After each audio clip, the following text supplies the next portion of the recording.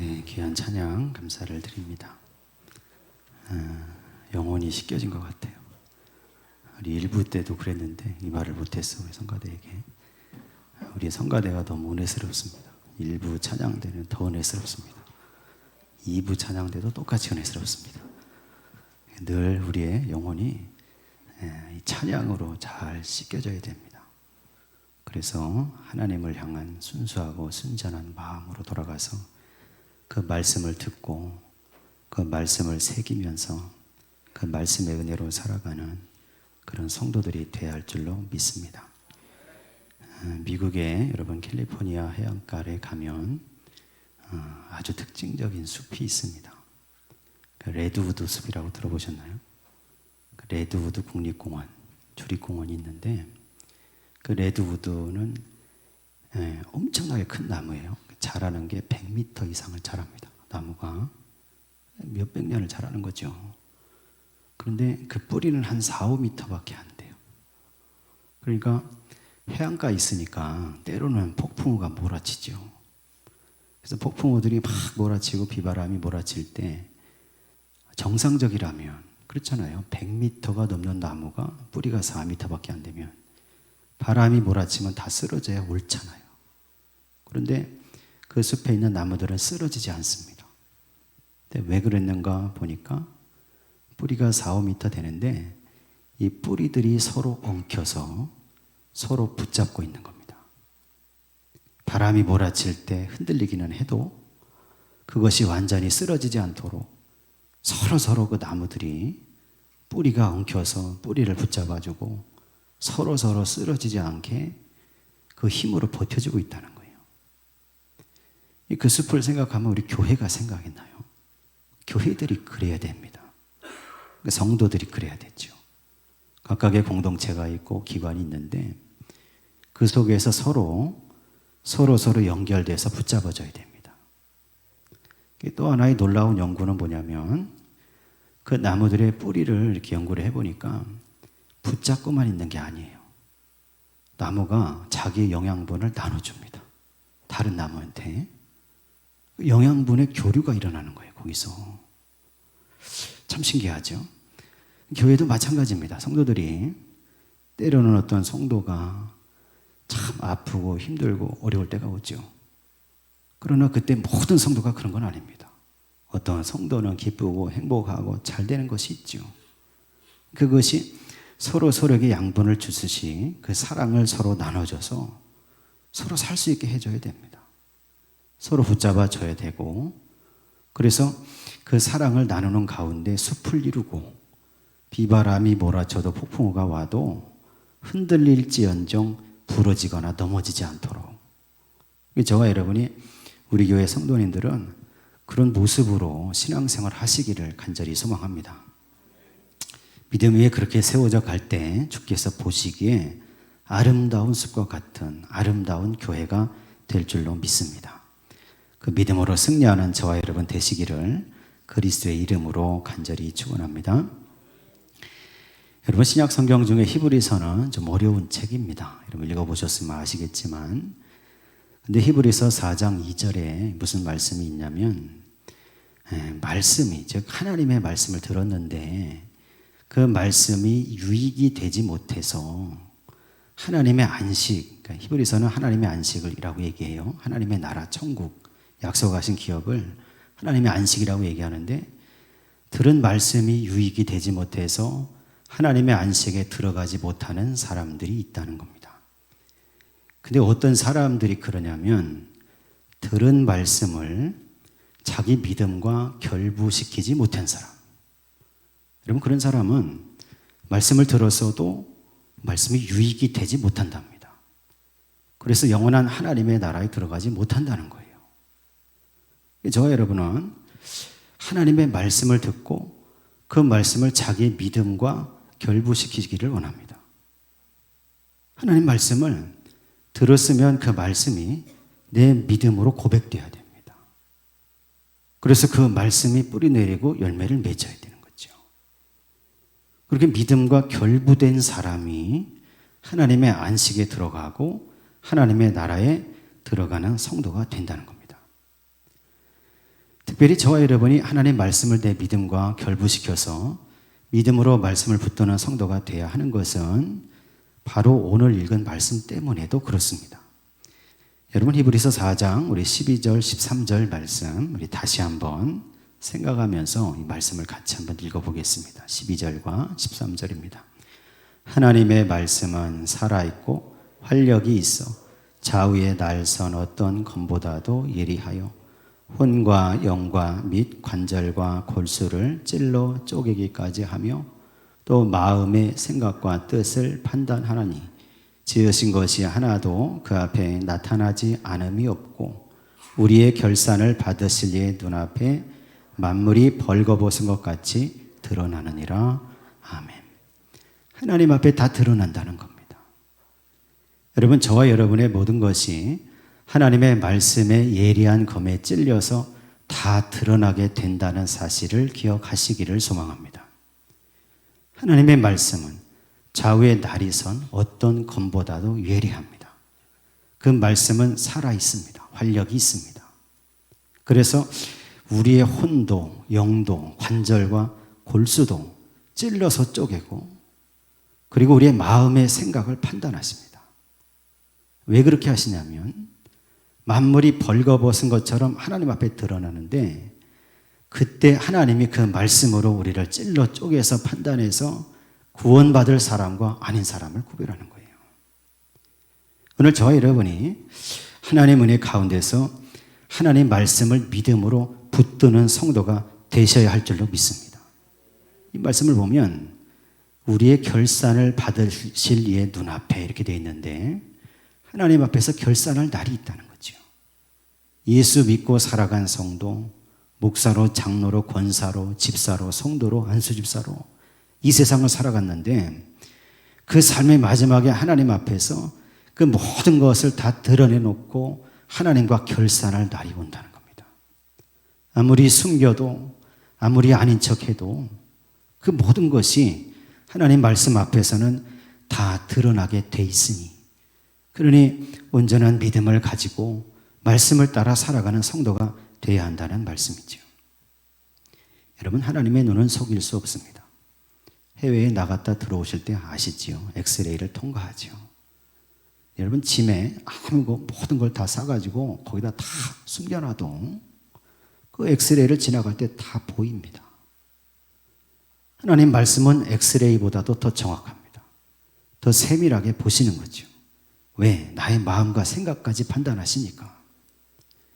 그러니까 저와 여러분은 그 하나님의 말씀 앞에서 나의 믿음이 진짜로 판명되도록 주의 말씀을 믿음으로 붙들고 살아가는 성도 되시기를 간절히 소망합니다.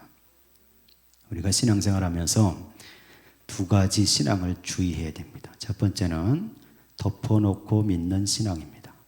생각하지 않고 따져보지 않고 말씀을 묵상해보지 않고 하나님의 뜻을 생각하지 않고 덮어놓고 믿는 것 위험합니다. 왜 그렇습니까? 미혹되기가 쉽기 때문이죠. 더 위험한 신앙은 뭐냐면 믿는 척하는 신앙입니다. 이게 왜 위험합니까?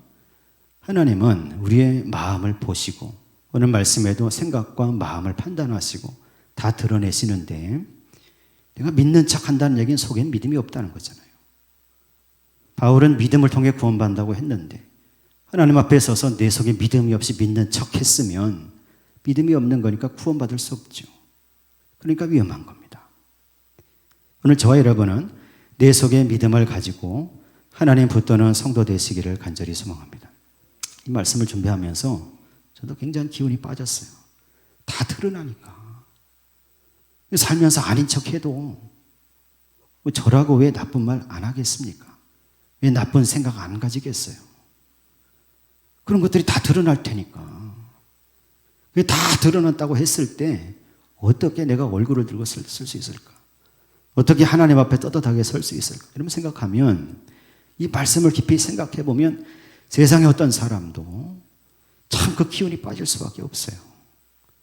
근데 히브리서 기자는 그 다음에 희망의 말씀을 우리에게 던져주고 있습니다. 여러분 14절에서 16절도 한번 읽어보겠습니다. 14절에서 16절입니다.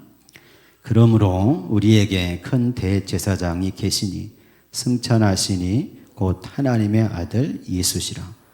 우리가 믿는 도리를 굳게 잡을지어다. 우리에게 있는 대제사장은 우리의 연약함을 동정하지 못하실 리가 아니요 모든 일에 우리와 똑같이 시험을 받으시니로되 죄는 없으시니라. 그러므로 우리는 긍휼하심을 받고 때를 따라 돕는 은혜를 얻기 위하여 은혜의 보좌 앞에 담대히 나아갈 것이니라. 아멘. 우리에게는 예수 그리스도가 계시다는 거예요. 나의 힘으로 볼 때, 내 삶을 들여다볼 때, 나 자신을 생각할 때 들여다보면 별로 하나님 앞에서 희망될 것이 없는 것 같은데, 그래서 하나님 앞에 설 수 없을 것 같은데 우리에게는 예수 그리스도가 계시다. 하나님의 아들이신 대제사장이 되시는 예수 그리스도가 계시다. 그분의 의를 힘입어야 한다. 그분을 믿는 믿음의 도리를 굳게 잡아야 된다는 겁니다. 저와 여러분은 믿음 위에 서는 성도 되셔야 할 줄로 믿습니다. 그 예수님은 우리를 동정하지 못하실 분이 아니라는 겁니다. 이게 무슨 얘기입니까? 히브리서 기자가 아주 귀한 통찰력 우리에게 주시는데, 예수 그리스도는 저와 여러분을 다 이해하시는 분이에요. 여러분 생각해 보세요. 창조주가 피조물이 되지 않아 보면 피조물을 심정으로 어떻게 알겠습니까? 물론 능력으로 다 아신다고 우리는 고백하지만, 근데 예수님은 창조주이시면서 인간의 몸을 입고 이 땅에 오셨으니 우리처럼 똑같이 혈과 육을 입고 이 땅에 오셨고, 그 세상을 살아가시면서 어떤 유혹이 있는지 어떤 한계가 있는지 다 알고 계신다는 거죠. 그 예수 믿는다고 하면서 우리가 때로는 연약해서, 때로는 미혹돼서, 때로는 탐욕과 욕심에 넘어져서 하나님 말씀을 떠날 때가 있다는 거죠. 근데 그것에 대해서 예수님은 다 알고 계시면서 이해하시고 계신다는 거예요.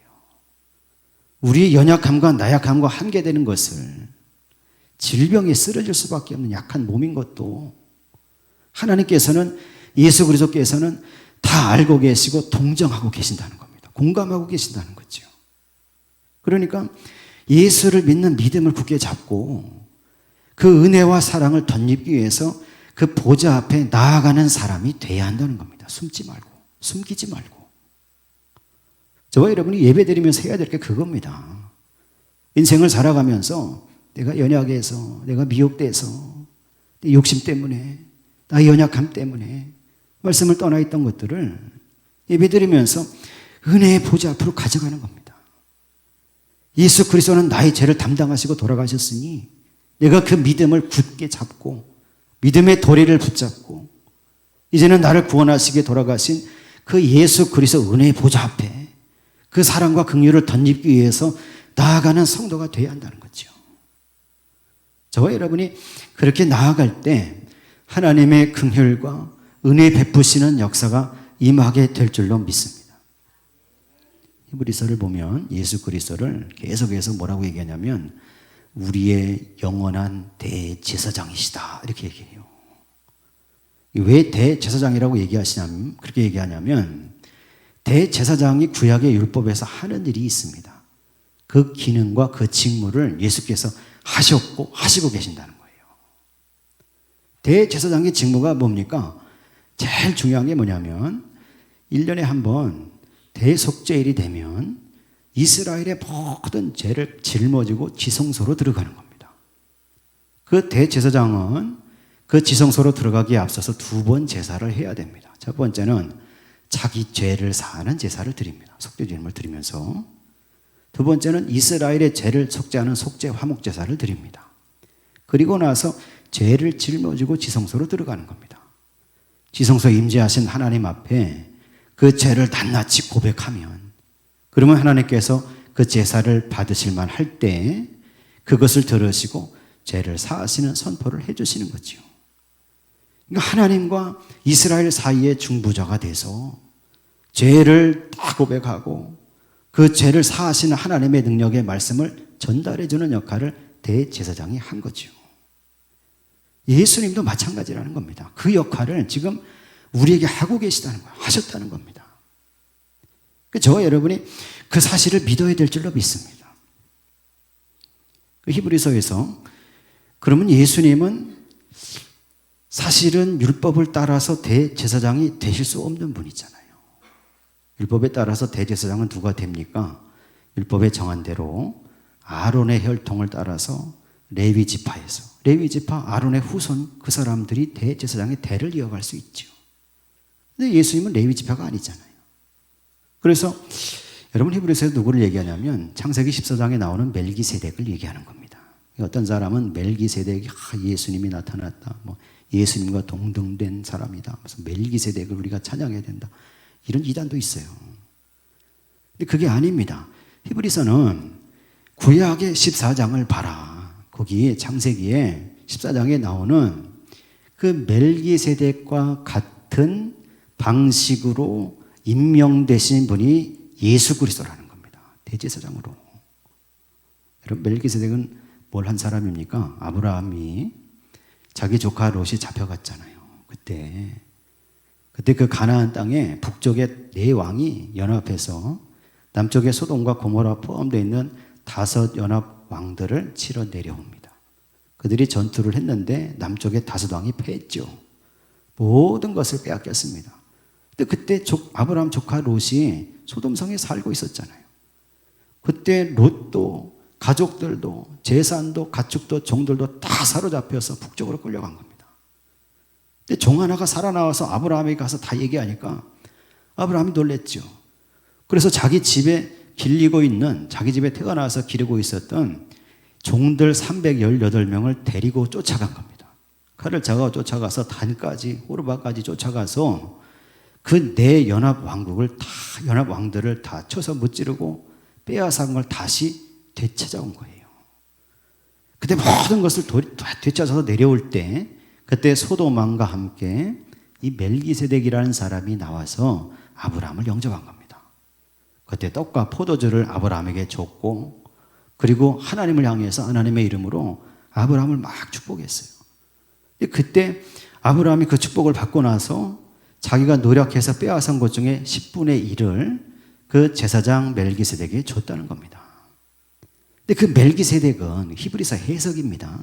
정말 그렇다는 게 아니고, 히브리서 해석을 보면 그 멜기세덱은 아버지도 없고 어머니도 없고 족보도 없고, 그 멜기세덱은 태어난 날짜도 없고 앞으로 살아갈 끝이 없는 영원히 계신 하나님의, 지극히 높으신 하나님의 제사장이다. 바로 그 멜기세덱처럼 예수님도 그렇게 똑같은 방식으로, 여러분 그때는 율법이 없었으니까 제사장이 세워지는 건 어떻게 가능합니까? 하나님께서 직접 세우셔야 가능한 일이잖아요. 멜기세덱을, 그때 율법이 없으니까, 아론의 혈통이 없으니까, 율법 없이도 하나님께서 그를 따로 세우셔서 제사장 삼았듯이 예수 그리스도도 하나님께서 따로 세우셔서 하나님의 능력과 권위로 성령의 역사를 통해서 예수 그리스도를 대제사장으로 세우셨다는 겁니다. 오늘 저와 여러분이 그 예수 그리스도의 대제사장 된 권위, 대제사장 된 그 긍휼과 사랑의 역사를 깨닫고 알고 믿고 소망하며 받는 성도들 되시기를 간절히 소망합니다. 그래서 예수께서는 대제사장이 되셨는데 멜기세덱의 반차를 따라서 됐다고 그러잖아요. 어떤 사람은 반차라고 얘기하니까 그러면 예수님은 멜기세덱의 반절의 능력과 반절의 지위를 가진 분인가? 이렇게 생각하는, 그게 아니에요. 반차라는 말의 뜻은 그 반열, 그 계열이라는 뜻입니다. 말씀드린 것처럼 멜기세덱이 제사장으로 세워진 방식과 같이 예수님께서도 그 방식을 따라서 하나님의 성령의 능력의 역사를 통해서, 히브리서는 그걸 2가지로 얘기하죠. 하나는 뭐냐면 불멸의 성령의 능력으로 세워졌다고 얘기합니다. 또 하나는 뭐냐면 하나님의 맹세의 언약으로 세워졌다고 얘기해요.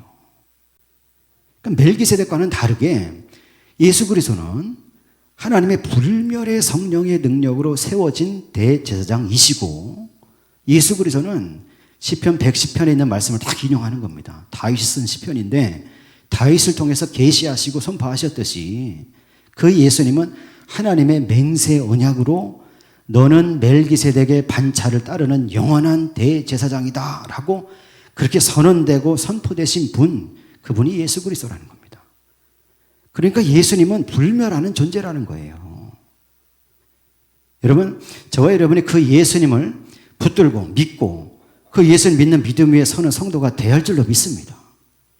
불멸하는 분이시고 신실한 분이시고 변함이 없으신 분이시고, 그러므로 구약의 어떤 혈통을 따른 대제사장보다도 훨씬 우월하시고 높으신 분이 바로 예수 그리스도이시다.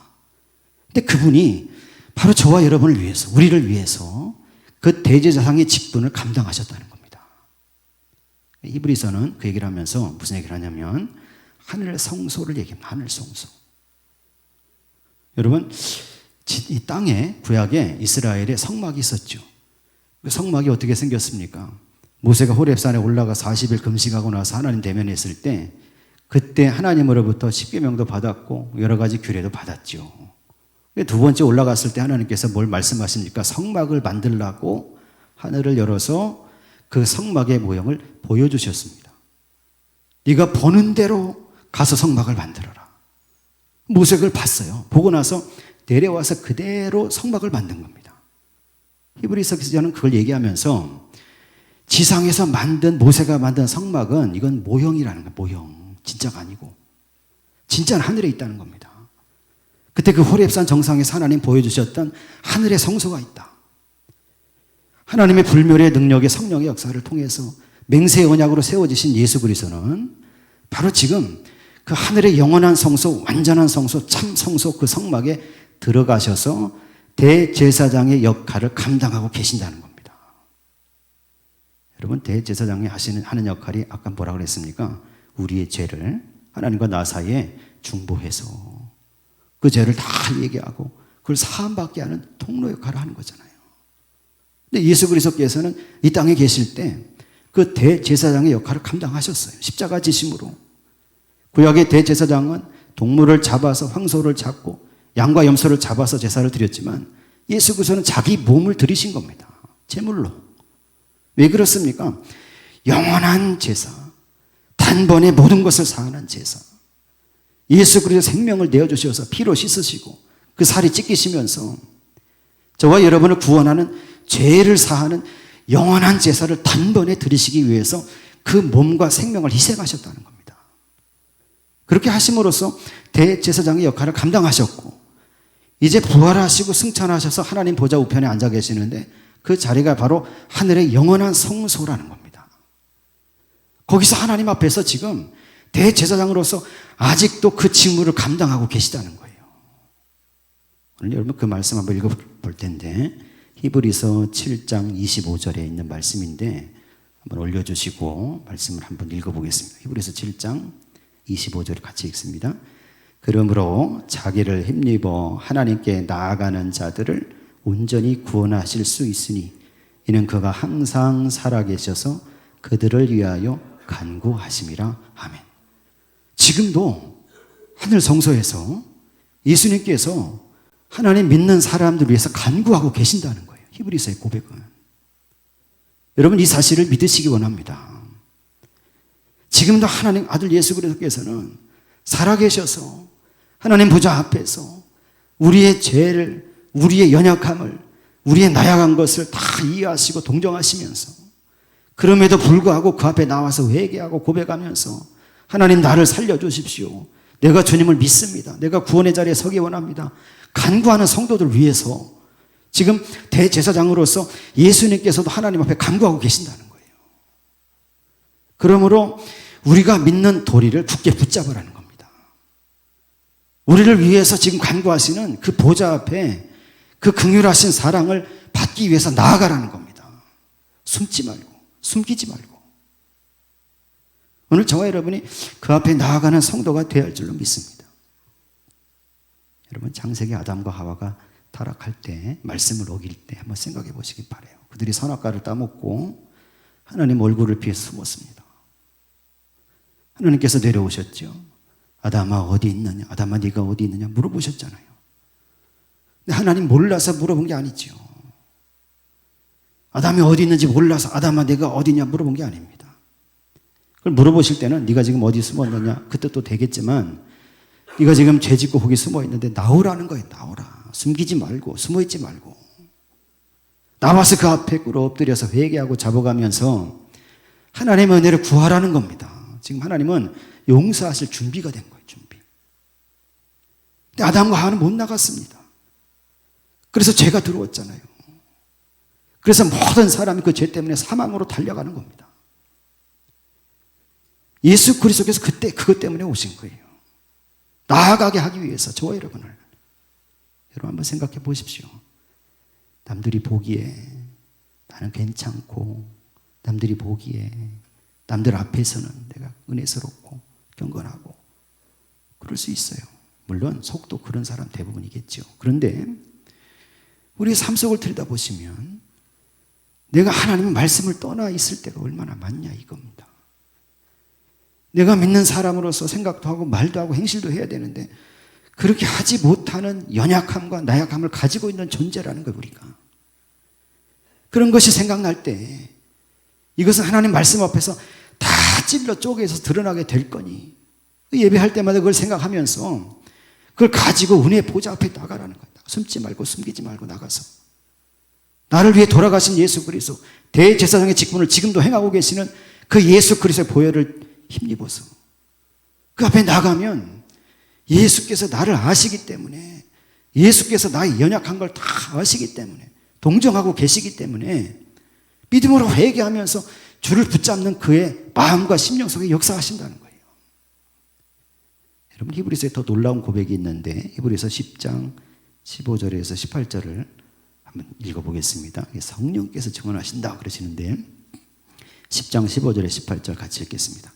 또한 성령이 우리에게 증언하시되 주께서 이르시되 그날 후로는 그들과 맺을 언약이 이것이라 하시고 내 법을 그들의 마음에 두고 그들의 생각에 기록하리라 하신 후에 또 그들의 죄와 그들의 불법을 내가 다시 기억하지 아니하리라 하셨으니 이것들을 사하셨은즉 다시 죄를 범하여 제사를 드릴 것이 없느니라. 아멘.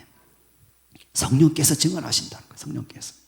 근데 사실은 이 말씀은 구약의 예레미야서 31장에 예레미야 선지자를 통해 하신 말씀을 인용한 겁니다. 그 성령이 하신 말씀이죠. 왜?